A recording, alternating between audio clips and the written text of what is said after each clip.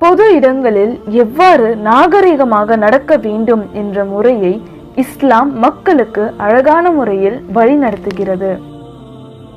அஸ்ஸலாமு அலைக்கும் வரஹ்மத்துல்லாஹி வபரகாத்துஹு.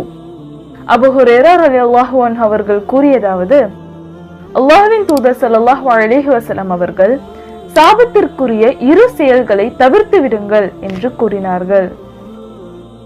அதற்கு மக்கள், சாபத்திற்குரிய அவ்விரு செயல்கள் என்ன அல்லாஹ்வின் தூதரே என்று கேட்டனர்.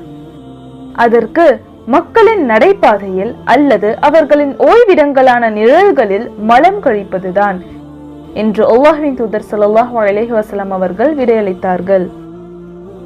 இப்னு அப்பாஸ் ரலியல்லாஹு அன்ஹு அவர்கள் கூறியதாவது, நபி ஸல்லல்லாஹு அலைஹி வஸல்லம் அவர்கள் இரு சவக்குழிகளை கடந்து சென்றார்கள்.